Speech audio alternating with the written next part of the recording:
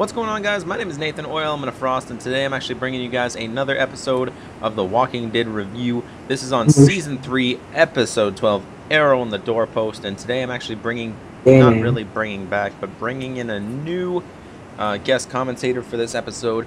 This is not Matt. This is actually my friend Alex, my online friend Alex. So yeah, introduce yourself, man. Hello. Hello. Hello. Alrighty, guys. So yeah, he doesn't really have an online name yet, but I think he's maybe into YouTube a little. I don't know, whatever. But yeah. So this is what we're doing, people. The Walking Dead reviews. He wanted to be a part of it, so we just decided to rewatch the episode here online, and we torrented it and stuff, and then kind of just watched it again so we can provide a better review for you guys.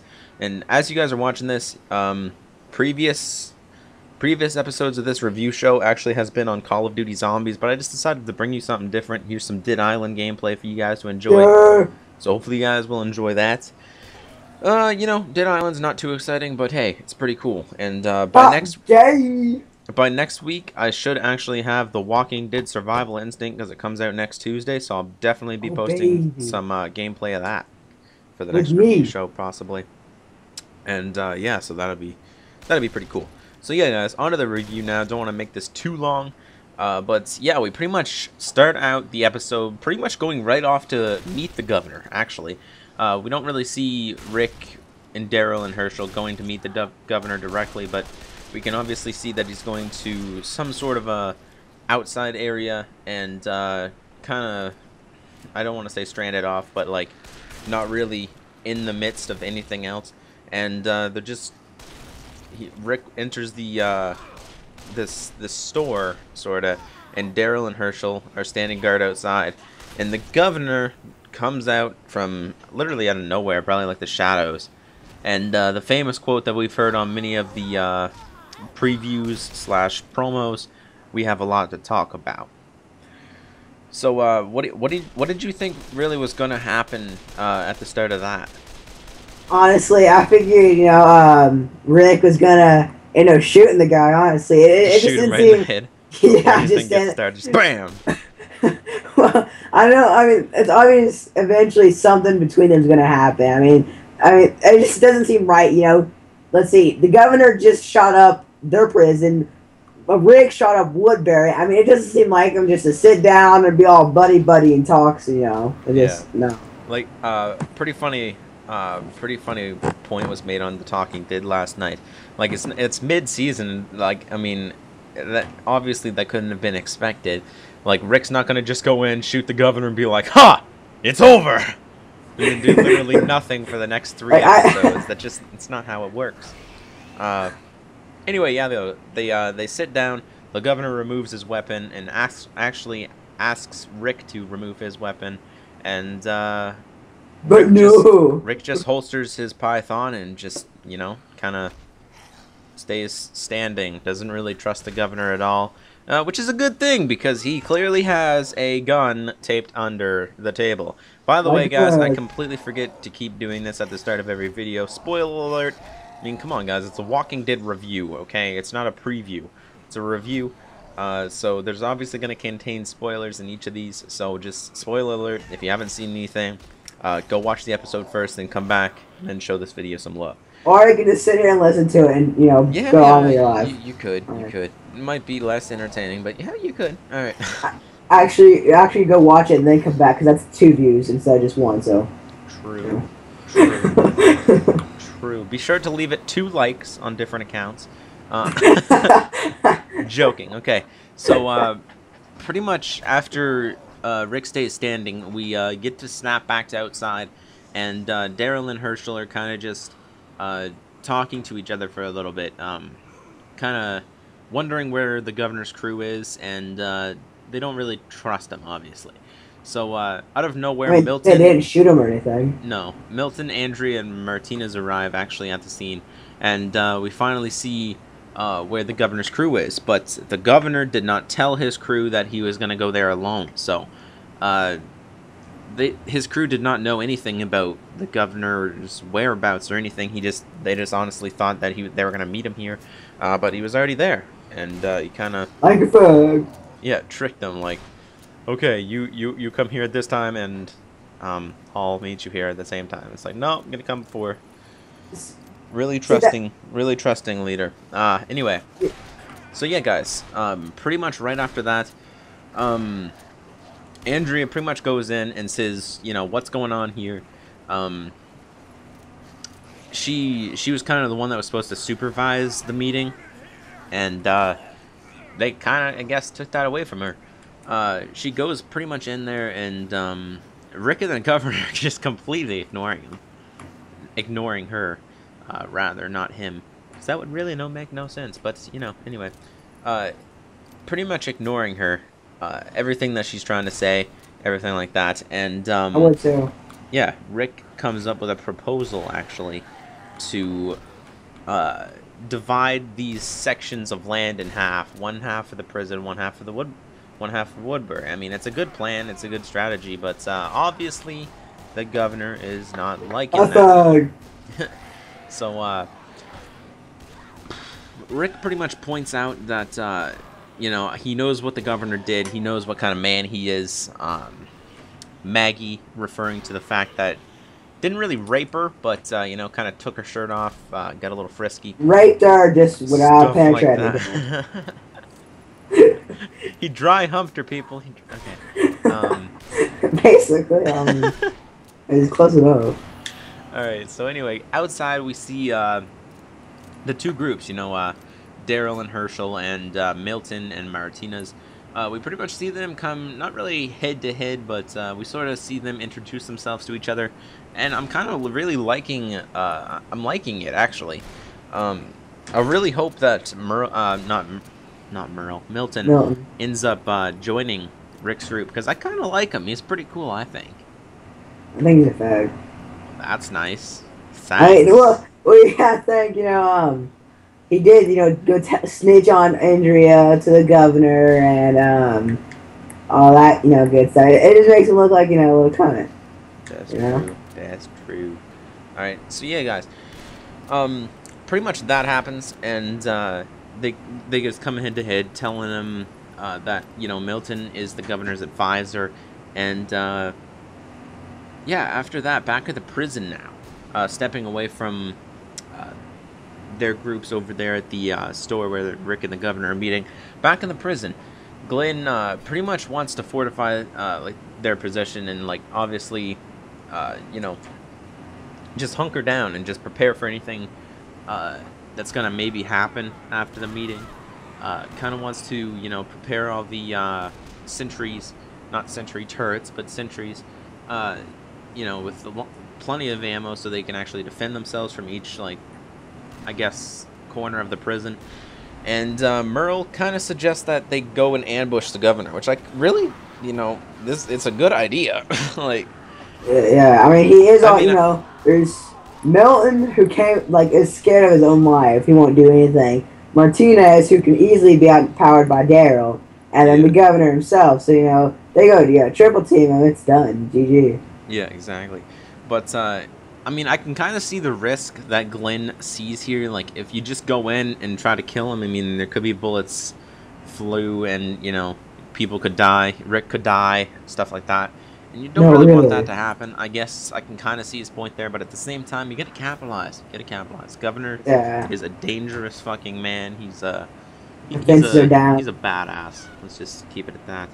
But anyway, Glenn shuts that pretty much down, and he doesn't want to put risk to Daryl and Rick and Herschel. Obviously, doesn't want to kill them. So, back to the store where Rick and the governor is actually, you know, sitting down having a talk. Rick pretty much challenges the governor's leadership, sorta. Quote, "You're the town drunk who knocked over my fence and ripped up my yard." And I really like that part. I mean, he kind of ripped up the governor's yard first. Not really, I guess, but he didn't damage any of their fortification job. I mean, they just kind of went in, shot a bunch of people up, got their people out, and like, bam, you guys are still safe. But the governor's like, oh, let's tear down 2 fences and let you get eaten by walkers. I mean, that's true. Yeah. And that's one thing I still never understand. You know, there's like 20, 30 walkers in that thing, and that thing Oh, like a the good size of my man. Like, room. they Honestly, I didn't see Rick and everybody dropping a fucking Walker bomb on Woodbury. No, I didn't see that at like all. they're just a bunch of fags. Is all. That's it. um. Anyway, though, so yeah, the governor pretty much retorts with that if he asks Rick if he ever misjudged someone, pretty much referencing Judith's unknown paternity and accusing Rick of failing to see the devil beside you. So he pretty much is kind of referring to the fact that apparently Andrea has told him that Judith might not even be his, referring to Shane. Well, obviously she's been telling him a lot more stuff because she Yeah, know. then we know about it all. Like, I mean, there's no way he could have got that information without her telling him. Like, uh, Yeah. so, you don't give the enemy like you don't give them stuff to throw at him. Well, Andrea's Like, just trying to make everything even though she's not telling the prison anything. I guess she's just trying to yeah. be this nice person, even though she's really just hurt. I think hurting the prison in the end. Yeah. So pretty much now outside of the store where Rick and the governor are meeting, Milton pretty much is explaining why he's keeping records of events post-apocalypse, uh, which is because like you need this information to go down in history. Like what happens when this plague is over? You'll It's have gonna be our no. history. You'll, That's actually the exact quote because this will be our history. And Hirsch is like, "Oh yeah, it's so true, man. True yeah, story." exactly. True that, bro. True that. Anyway, we can see a small herd of walkers. So I really like this scene a lot. Not only was it because it was just the pretty much the only action scene in this episode, but Daryl, Andrea, and Martinez, three people that you wouldn't think would really get along, basically because they're all a part of a different group. Daryl's a part of Rick's group, Martinez is part of the governor, and Andrea doesn't know where the fuck she is. You're like a confused teenager. Yeah, they're like, okay, so You're Daryl, curious. Andrea, and Martinez, they're pretty much like going on a walker killing spree. It's like, you killed him with a baseball bat, I killed him with a throwing knife. It's like, who can do it better? I think Daryl won. I really do. Although Martinez's baseball to the head was pretty gruesome. It was gruesome, and honestly, when I saw that, like you guys, Nathan, my reaction was like, "Wow, that was awesome." Yeah, I wanted to watch it, dude. It was also pretty cool when Daryl shot that girl right in the head. The arrow went right through her head and into the other chick's neck, and then he just finished her off with a knife before Martinez was able to kill him. Yeah, yeah, was able to kill that's something we've seen before. Daryl, arrow, so well, but Martinez, oh, yeah. One hand just like really like reduce a walker's head to like nothing with one swing. Yeah. Pretty much, like, they're just taking turns, like, showcasing their combat skills, pretty much. Yeah. But I like this part of the episode. I thought it was pretty funny. I'm straight edge and everything, but that doesn't really have anything to do with the fact what happened next. I just thought it was really funny. Pretty much after the killing contest, I suppose is what you'd call it, Daryl and Martinez kind of, like, just, like, share cigarettes. They're like, oh, we just killed a bunch of walkers. Let's have a cigarette now. Like, actually, no, Martinez prefers menthol, so... Yeah. So anyway, yeah, he takes the cigarettes from Walker's pocket, and pretty much Martinez kind of declared that he lost his wife, his children, and Daryl, I think, felt a little sympathy for him just because that really sucks to lose them like that. Yeah. I mean, it's your kid, wife, and kid. I mean, yeah, then we're going on to the meeting with the governor and Rick, and Martinez pretty much says that the meeting is a joke. I mean, he's quote, they'll do their little dance, he says, but eventually they'll give the word. So that pretty much means no matter what happens here, we're probably going to be shooting each other, no matter what, and that comes into play a little later. So now pretty much... God, Nathan. Well, everything will. Whatever. I thought this next part was pretty funny too. This is when Milton and Herschel were, I don't know, kind of bonding. Milton was asking questions to Herschel about how he cut off his leg, and pretty much Herschel responds, "What the heck? My dog just barked." Yeah, I know. You heard that? Yeah. All right. So pretty much wondering how he lost his leg, and he pretty much explains to him that, hey, I got bit, I amputated it, and I thought it was really funny. So Milton was pretty much like, can you show me my leg? And Herschel was like, nah, you had to buy me a drink first. It's like, yeah, I was like kind of, you know, I'm glad, you know, that even was after one all of the he's enlightening been points through. of that on that episode. Yeah, even after, you know, he's lost his leg, lost his wife, his daughter, his son-in-law. You know, he still is able to, you know, make jokes and stuff, which is always, you know, good to have that one guy in a zombie apocalypse. Oh yeah. So yeah. Anyway, moving on now. Pretty much, the governor's explaining that he'll look weak if he leaves Rick's group alone. And Rick pretty much retorts with, you know, that's your problem. I don't really care if I look weak. I just want to keep people alive. And the governor moves on to this, I guess, sympathizing story about how his wife died in a car crash. The governor's kind of moving down the line. He was like moving down the line. He's like, he started off with he's gonna look weak, and now he's trying to get Rick's sympathy by saying that his wife died in a car crash. She left a message by asking him to call her back, and he never got around to it, and he sat there clutching the phone thinking, what did she want? Like, that would suck, actually. Yeah, like, yeah, if your wife or daughter was like, hey dad, hey honey, you know, call me back, I want to talk to you about something, and then like, what, like, you would sit there wondering forever what the heck they wanted to talk about. It's like one of those, like, you know, like a friend tells you, you know, hey, I'll tell you a secret later. It's like, oh my god, what's this secret, you know? And it's like one of those feelings, you know. Oh my god, you know, what if she like wanted to get married? Oh, wait, they were married. That's yeah, why. That's kind of the whole wife point. But anyway, I don't think anybody would propose over the phone either. But anyway,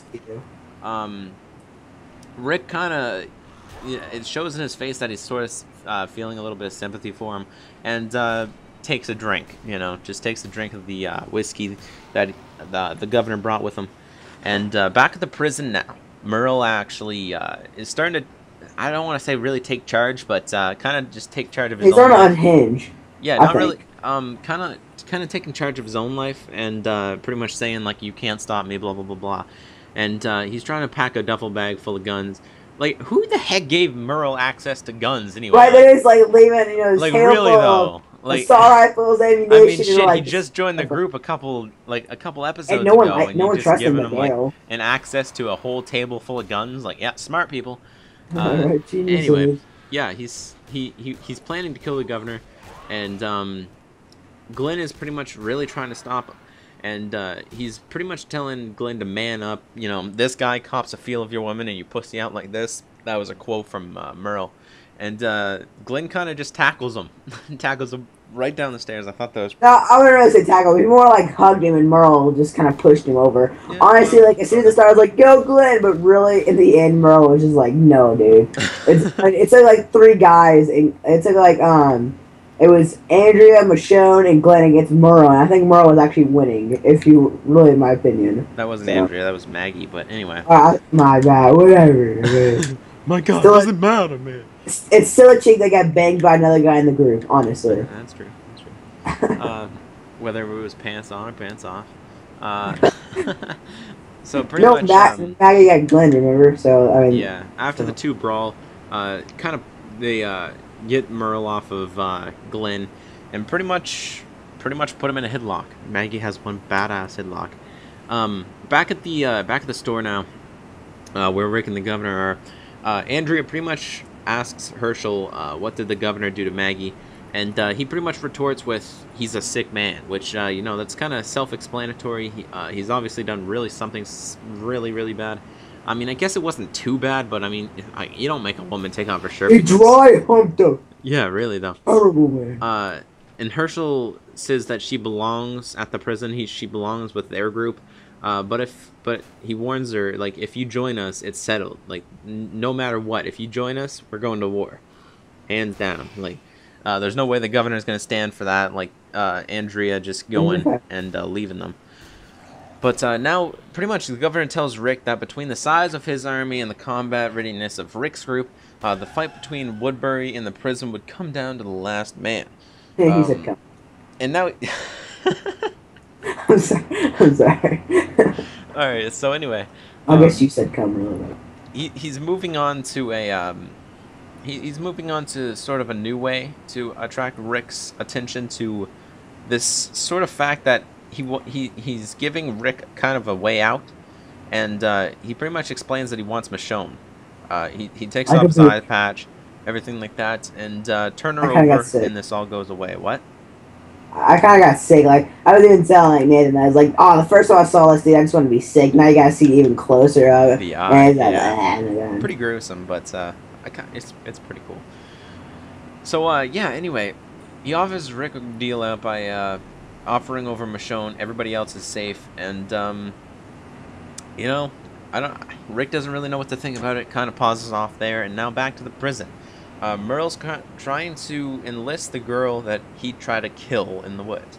Trying to get Michonne to come with him To the to bullshit. assassinate the governor, and Michonne kind of hears him out, but declines because she doesn't want any responsibility if someone gets hurt. She likes where her place is now, and she doesn't want to risk losing that.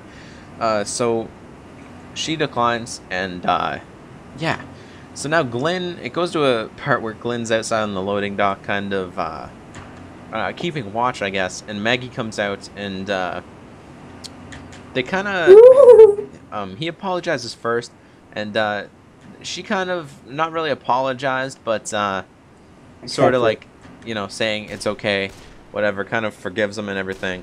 And It gets a little heated in the garage, yeah, buddy. yeah, so they were gonna start making love out on the loading dock, but you know, Glenn's like, there was no. some perverted zombies. Glenn was like, "Nah, I can't do this." So I they mean, there's go one. inside of this, like what they said on the Talking Dead last night. I thought it was pretty funny. It was like, uh, said something about like going into the sex shack.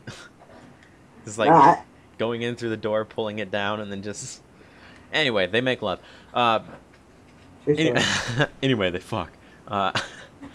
So, You can't really say it any other way. Like, yeah, he got some. yeah, For sure. he got some. He got some.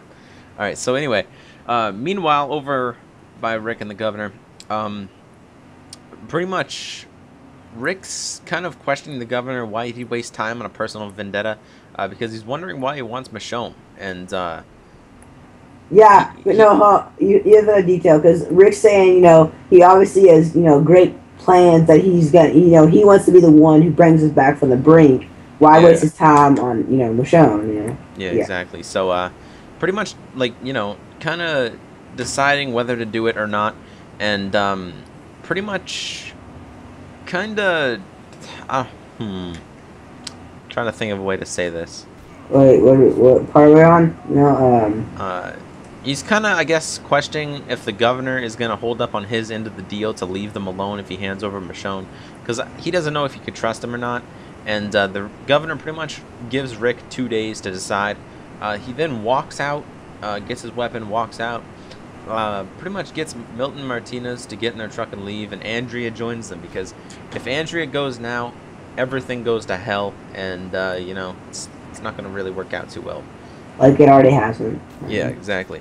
So now back in Woodbury, pretty much the governor gives instructions to pretty much surround the store, that they are going to meet him back in 2 days. He's now saying that he's going to kill everyone except Michonne when the time comes. So this is not going towards anything that he said to Rick about leaving them alone if he brings in Michonne. He's just going to kill them all anyway. Then take Michonne and I don't do some weird shit with her. Anyway, Milton pretty much questions the governor. He says, "What about the deal?" And the governor replies, "We are going to have to eliminate Rick sooner or later, and there's no way we can live side by side." So he pretty much explains that there's a reason why I'm going to kill him, and yeah. So. And going back to like the Milton thing, how he's like, what about the deal? I think that's when you really see how Milton feels about the governor. You can tell that look on his face and how, Yeah, like exactly. his tone towards. I really He's think, really not like like he's it. no, he's more or less scared of the governor. Oh my God, what the heck? All right, guys. Sorry, that was my dog. Anyway, so yeah, guys. That's pretty much it for the governor. My God, man. Seriously? Lola! Lola! Okay, I'll take over real quick. Okay.